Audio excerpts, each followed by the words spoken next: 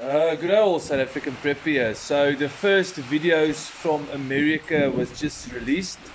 So a couple of our spokespeople have engaged with the media. It looks more like they've engaged with South African media in America.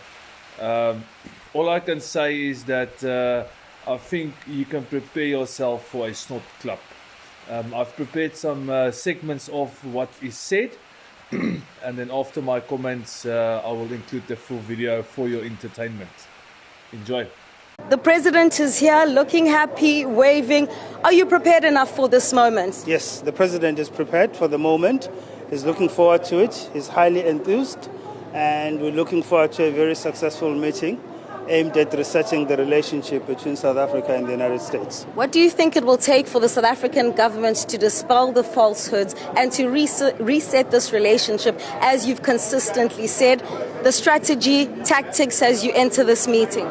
The whole world knows there is no such as a persecution of any particular race in South Africa.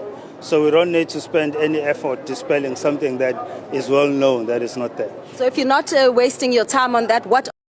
So the first segment, they are already denying 142 race-based laws, singing kill the boer, kill the farmer, denying EWC, denying BEE. Let's carry on watching this. A snot club is coming their way, I think, from the Trump administration. And see South Africa's continued participation in AGOA. However, if the Trump administration has decided to do away with the trade scheme, we will then be ready to table an outline of what will be a new trade relationship framework. Vincent, there's the bilateral relationship between the United States and South Africa, but there's also the multilateral fora that South Africa chairs right now in terms of the presidency of the G20. We have not yet seen the United States engage at the highest levels. Marco Rubio didn't come for the foreign ministers' meeting. Scott Bessent didn't come. You see, ladies and gentlemen, they don't understand the AGOA agreement. Sorry, we've got some nice rain today. We are so thankful for it.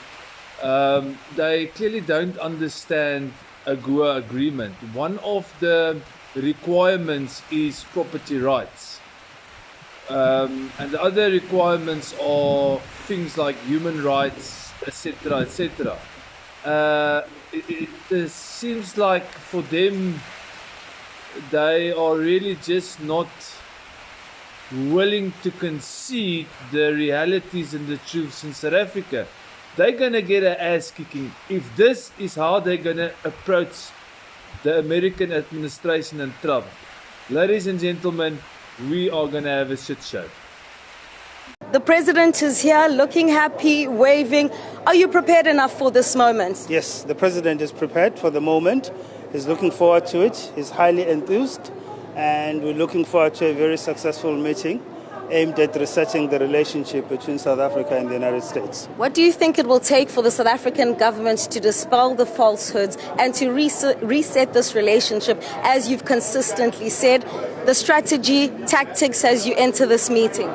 The whole world knows there is no such as a persecution of any particular race in South Africa.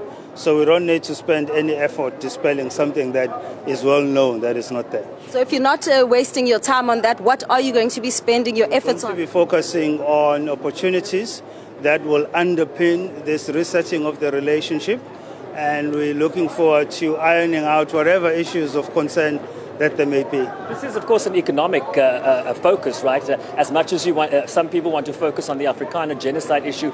Clayson Monella was telling us earlier that this has been addressed by a number of officials already. So the focus then is on a trade deal with the United States. Whether AGOA stays, whether AGOA goes, it's about putting a new deal on the table. What does that look like? What does that conversation look like? Indeed, it's about refocusing our trade relationship.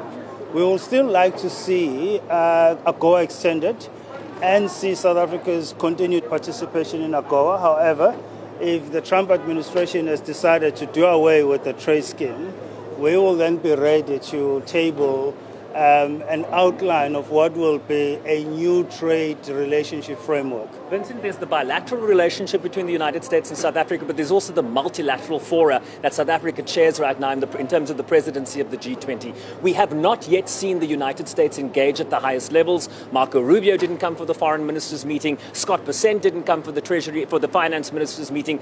The desire, of course, is that Donald Trump comes to South Africa for the Leaders Summit come November.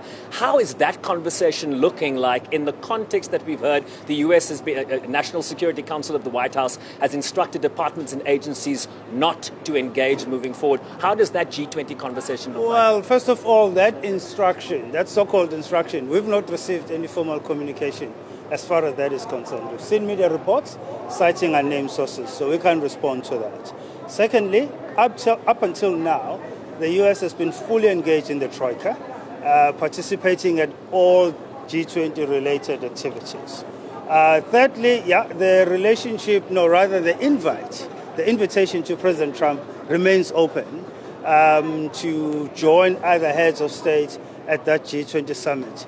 It's still a long time between now and November, and a lot can still happen. Vincent, Annika Larson from ENCA. Vincent, how apprehensive is the president about a possible hostile Zelensky-type ambush? No, he's not apprehensive at all. We don't think President Trump invited President Ramaposa for that kind of treatment. There are issues of concern on the side of the U.S. and on our side as well. It is possible that those issues may trigger a rather robust discussion. That's all in the nature of these engagements.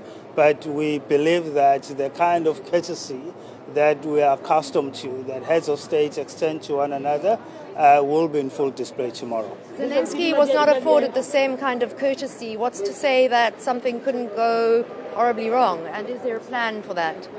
No, the issues are different. President Ramaposa is not President Zelensky. He's got his own style of engaging. He's got his own style of communicating. And so we cannot attribute that event to what may or may not happen tomorrow. Will the issue of white so-called farmers, so-called refugees be discussed at this meeting, and will any be visits made to them by the president? Well, in the build-up to tomorrow's meeting, there's been an increasing, or rather, let me put it this way, the assertion that there's a persecution of white people in South Africa has kind of been made repeatedly. And so clearly it's an issue that needs to be addressed, and it will be addressed. But the president is not planning to spend an inordinate amount of time on that issue. Really, the focus, as I was saying to Sherwin, is on researching this relationship and refocusing towards a revised and more enhanced and mutually beneficial trade relationship. Quick question, any meeting going to be arranged possibly with President Ramaphosa and Elon Musk? Well, we've just arrived. We're going to be briefed by our team that advanced here, and so we will take direction from them in terms of what has been done, what has been prepared, and they will align that with the president's thinking. Thank you. Sidi Madeh from EWN. Just a very quick one. Can you just talk us through the pick of the delegation, the ministers that the president's going with, just a thought process behind these particular portfolios that are with him here? These are critical portfolios, both from a diplomatic, political, as well as a trade point of view. So the pick was informed by that. We would like to open the U.S. market to more agricultural goods coming out of South Africa. Minister Tau is here, obviously, from a trade point of view, to look at what that may look like within the AGOA scheme or without the AGOA scheme. But more importantly, this is not a meeting that will get to the details today. This is a meeting that is to set a rather more firmer foundation in which we can now start building on these other key elements. You keep punting tourism. Is it not a blunder to leave tourism behind? Generally, South Africa says you're looking for opportunities. If that's one of your best selling points, surely that should be part of the conversation, should be here as well? No, let's not get stuck into specific sectors. We're talking about a broad relationship. Individual sectors will be dealt with at a much later stage. Americans, by the way, who want to travel to South Africa are traveling to South Africa, and they can travel to South Africa. There's no travel ban towards travel to South Africa. So that part is okay. We don't need to do any more work there. But the tourism team will tell you that they're always looking at opportunities to promote visits to South Africa and increasing traffic towards our shores. Mr. Magwenya, just last one from my side. Yesterday, Marco Rubio, the Secretary of State, did an interview on CBS News, digging in his heels, saying that in fact they're looking to extend the scope of this refugee program that has been given to white Afrikaners from South Africa. So clearly the tone and messaging not changing from their side. What will you do then to try and convince them otherwise? It's a good thing that the president will be meeting them tomorrow, so those issues will be ironed out. What's his strategy? What's his game plan going to that meeting with President Trump? To engage as openly and as constructive as possible. The bilateral relationship, Vincent, this is probably like a good final question for you. It's going to be built on the personal relationship between President Ramaposa and President Trump.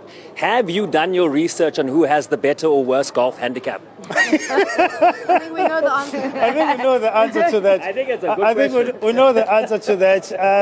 President Trump plays more regular golf than President Ramaphosa.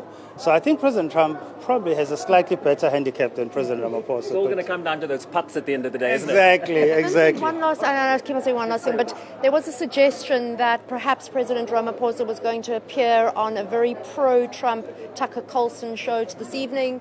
Has anything happened with that? Because we understand that that could possibly not work in his favor. No. There's no plan for that. There are no plans for the president to conduct any sit-down interviews. We're here for a very limited time, for a very specific mission, and as soon as that's done, we'll be heading home.